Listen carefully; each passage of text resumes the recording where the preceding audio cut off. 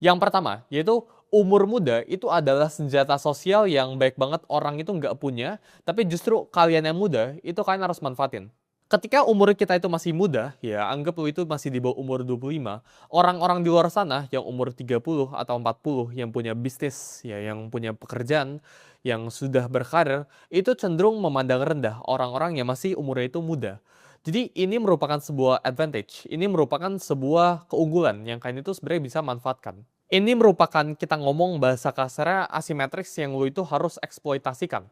Karena ketika umur lu itu masih muda, orang itu punya ekspektasi yang rendah sama lu. Sedangkan ya ketika umur lu itu udah 30, umur lu udah 40, orang itu udah mulai punya ekspektasi sama lu. Tapi ketika orang itu lu itu masih kecil, ya umur lu itu masih di bawah 25, kita ngomong orang itu meremehkan, orang itu nggak punya ekspektasi apa-apa. Dan window ini akan segera tertutup ketika lu udah di atas umur 25. Jadi menurut gua, selagi lu umur 25 ke bawah, ya, lu harus belajar buat manfaatin situasi lu. Manfaatin bahwa lu itu masih muda, ya, dan orang lain ini bisa toleransikan ketika lu ini melakukan kesalahan.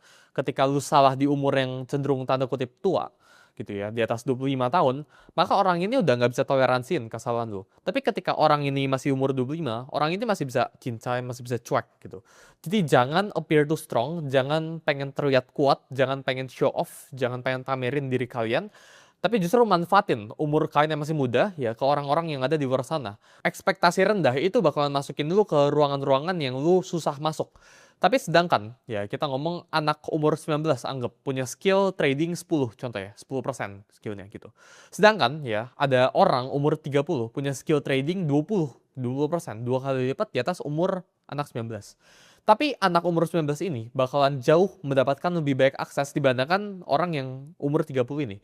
Kenapa? Karena faktor umur. Orang itu suka ekspektasinya itu rendah ya ketika orang itu umurnya itu masih muda. Sedangkan kalau umurnya itu udah tua, ekspektasi orang itu meningkat gradually. Jadi ini window yang again gue bilang bisa tertutup. Jadi manfaatin buat kalian yang masih umurnya itu masih muda, manfaatin. Pelajaran yang kedua ya, di umur ke-19 gue itu bisa kalah total tapi tetap nothing to lose. Ketika kalian itu umur 19, lu itu belum ada lifestyle, belum ada tanggungan, bahkan belum ada keluarga yang lu harus tanggung. Lu belum ada pengeluaran fix. Ya, unless lu udah punya karyawan di umur ke-19. Tapi gue berbicara ke 99% misal teman-teman Gen Z gitu ya, kalian itu masih belum punya tanggungan.